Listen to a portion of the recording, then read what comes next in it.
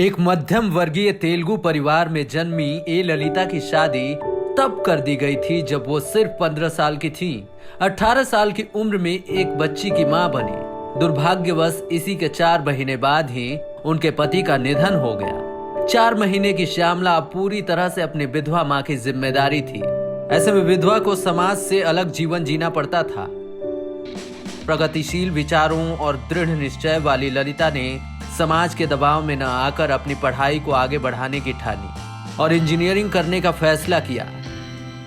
यहीं से शुरू हुआ उनका वो सफर जिसने उन्हें भारत की पहली महिला इंजीनियर बना दिया।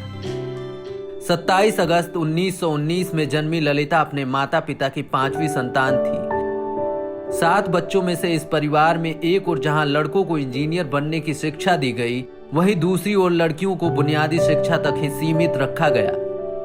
ललिता के पिता ने ललिता को भी 10वीं तक ही पढ़ाई कराई ताकि उनकी पढ़ाई उनके वैवाहिक जीवन के आड़े न आए।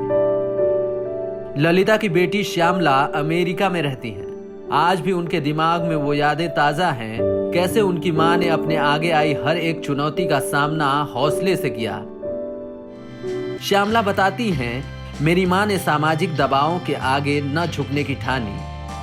वो आगे पढ़ना और एक अच्छी नौकरी पाना चाहती थी। उन दिनों मेडिकल की पढ़ाई औरतों के बीच प्रचलित थी, पर इस प्रोफेशन में आपको 24 घंटे उपलब्ध रहने की आवश्यकता पड़ती है। ललिता ऐसी नौकरी में नहीं जाना चाहती थी जिसमें उन्हें अपनी बेटी को बीच रात में छोड़कर निकलना पड़े। उन्हें 9 से 5 बजे वाली नौकरी चाहिए थी जिससे वो अपने बाकी का समय अपनी छोटी बच्ची के साथ बिता पाए।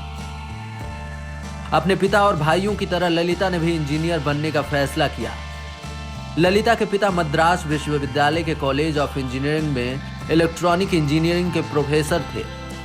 उन्होंने वहां के प्रधानाचार्य से बात की। ललिता की बेटी श्यामला बताती हैं, लोगों की सोच के विरुद्ध कॉलेज के विद्यार्थी का रवैया बहुत सहयोगपूर्ण था। सैकड़ों लड़कों के बीच वो अकेली लड़की थी, पर उन्हें कभी किसी ने असहज नहीं होने दिया। वहां अधिकारियों ने उनके लिए एक अलग हॉस्टल का प्रबंध भी किया। 1940 में अपनी पढ़ाई शुरू करने के कुछ महीने बाद ही ललिता ने शिकायत की कि उन्हें हॉस्टल में अकेला महसूस होता है। हालांकि कॉलेज में उन्हें कोई परेशानी नहीं थी। ऐसे में उनके पिता ने अन्य महिलाओं को इंजीनियरिंग करने के लिए प्रेरित करने और सीईजी में महिलाओं के दाखिले का प्रचार करने का काम किया। जल्द ही लीलमा जॉर्ज और पीके थ्रेसिया ने सिविल इंजीनियरिंग के कोर्स में दाखिला लिया। वैसे तो दोनों ललिता से 1 वर्ष जूनियर थीं, पर फिर भी ये तीनों एक साथ ग्रेजुएट हुए।